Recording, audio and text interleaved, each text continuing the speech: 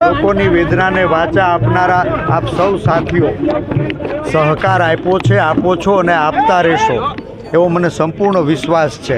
આજ રાજકોટના રણ મેદાનમાં સંસદ સભ્ય બનવા નહીં, જનસામાન્યના સ્વાભિમાનને સલામ કરવા માટે આ રાજકોટની ભૂમિ ઉપર હું આવ્યો છું। રાજકોટના રણ મેદાનમાં ભારતીય જનતા પાર્ટીના અહંકારને ઓગાળવા માટે હું આવ્યો છું। મને સંપૂર્ણ વિશ્વાસ છે રાજકોટના જનજનનું સ્વાભિમાન જાગશે।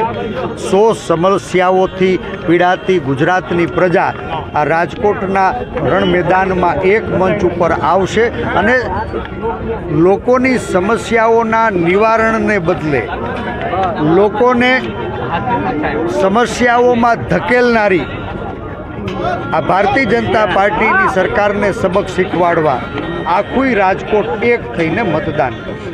આજે 12 અને 39ના વિજય મુહૂર્તે ભારતીય રાષ્ટ્રીય કોંગ્રેસના રાજકોટ લોકસભામાં સેનાપતિ તરીકે જવાબદારી સ્વીકારીને ફોર્મ ભર્યું છે। આ ફોર્મ એ રાજકોટ વાસીઓના ખોળામાં માથું ધર્યું છે।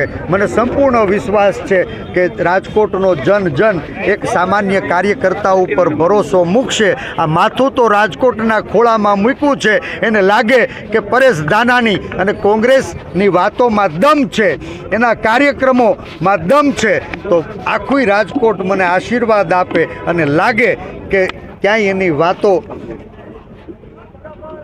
ઉણા ઉતર્યા છે તો માથું તમારા ખોળામાં મૂક્યું છે, વાઢી નાખજો, એનો અફસોસ નહીં થાય। પણ મને સંપૂર્ણ વિશ્વાસ છે કે આજ વિજય મુહૂર્તે ભરેલું ફોર્મ એને વિજયની ઘોષણા કરી દીધી છે।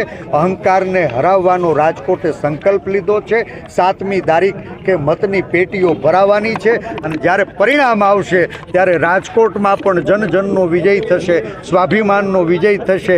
ગુજરાત વાયા ગાંધીનગર દિલ્હીના દરબારમાં ઇન્ડિયા ગઠબંધનનો તિરંગો લહેરાશે।